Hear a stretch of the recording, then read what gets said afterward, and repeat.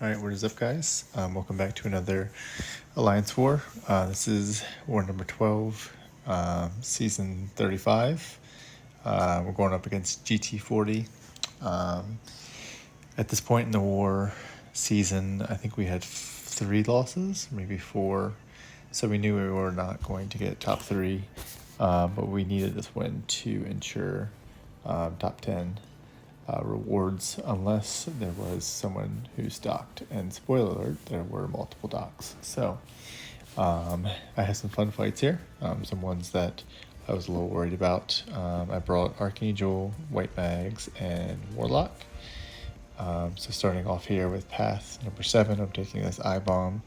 The node has power reserve and conflictor, I believe, or power efficiency, I should say. So the worry here, we actually had a long, lengthy discussion about this fight. I was originally assigned Warlock because he's poison immune, but I'm not a huge fan of that fight here because I-Bomb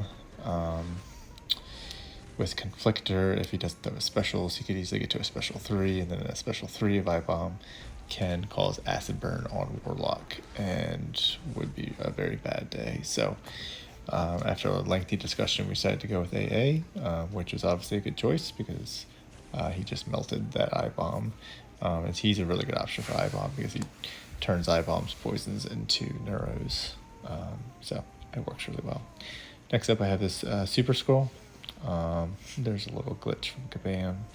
Wouldn't be an Alliance War video without it.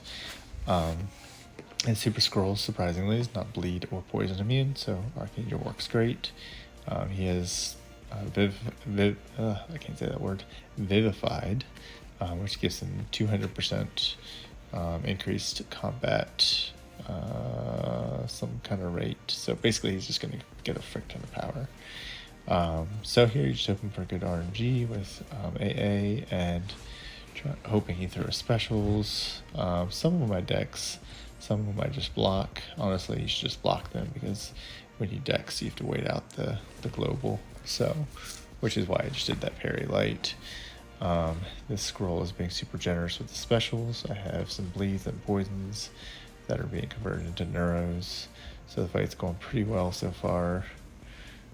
Thankfully that special 2 didn't catch me, but it's just basically parry heavy. Watch out for any of the global, and then also look after his falter timer because Super Scroll has a falter timer. So those were my 2 fights on my path 7, and now I have both share minis. I have this Kingpin.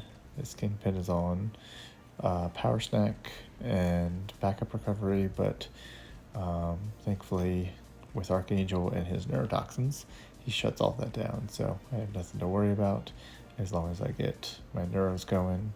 I think each neuro decreases his ability accuracy by like 20%, so at 4 or 5 of them, maybe 5 of them, if I could do math, it's late at night right now, with 5 of them I believe, you have a guaranteed chance to stop all abilities. So the White Max pre-fight allows me to parry him without him shrugging it. So yeah, this is just a normal basic AA parry heavy fight. You can see the neuros are going really well. We've already got the 5 on him. We've got some bleeds. So that's good. And yeah, he goes down super fast there. And that was super, super easy.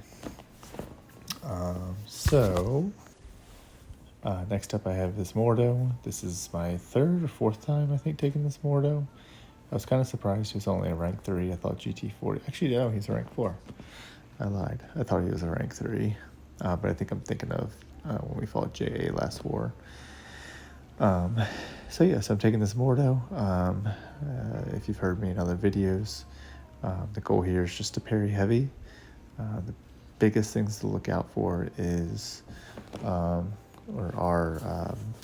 if you trigger decks, to watch out for the global. So just be mindful that you just want to be careful of dexing, and then of course when your neuros wear down or when they create a stun on Mordo, be careful and don't go in and punish because he will astral evade. Besides that, it's pretty much I guess I accelerated this fight. Besides that, it's pretty much just don't get hit by special, parry heavy, wait out his neuros, and all's golden. It's a pretty easy, straightforward fight. The past 2 times I fought him against JA and GT40 here, I had really good RNG, so that worked out really well. So 4 fights down, they went really well. Haven't lost much health. Things going pretty good. So I'm trying to think what path I take next. Honestly, I don't remember. It's been quite a few days since I did this. Oh, that's right. I'm taking a shared path with my alliance mate Zarafa. I'm taking this Weapon X. I do not enjoy fighting Weapon X. I feel like he intercepts me whenever I try to intercept him. So the goal on this one is to use a 200% power back boost and throw my special 2. I can only fight him during the bleed phase. It starts out with a shock phase. This is a hazard shift node, so on his shock phase, which you'll start with, you don't want to attack. But during his bleed phase, you can go ham. So here I'm just trying to wait out the shock phase.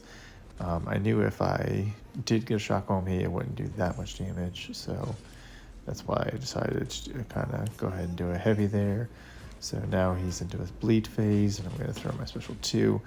I didn't really pay good attention to there. When Weapon X goes over 25 of his charges, he automatically goes unstoppable and unblockable. And here I attacked him in the shock phase, which is probably not the smartest thing, but thankfully it killed him, so I didn't have to worry about it, so it worked out really well. But yeah, in hindsight, don't throw your special 2 when he's that close to going unstoppable. Next fight, I have this shared mini, Misty May, I think it is, or something like that. She has, honestly can't remember what this node is. Don't really remember, but same strategy as always here with Archangel. I throw on an invul boost because I'm going to be taking a Sasquatch next after this, which he has like 400,000 health. So, but yeah, it's just basically parry heavy. Don't let her get to her special 2. That's what my officer recommended. So I was going to try to just keep her below 2 bars of power. And yeah, so something about also if you hit her when she's not parried, she can get equilibrium or something, but here I just decided to go for special 2s, heavies. She got to a special 2 there, but thankfully she didn't throw it, and she was melting so fast that even if she would have got it, it wouldn't have killed me. So another fight in the bin. Archangel's amazing. He's definitely my favorite champ. He's just so easy to use, and he's so good. So here we have a Sasquatch. He has, what did I have, 397,000 health, I think? 380 to 397. So almost 500,000 health. He's got some nodes that you definitely want to be conscious of.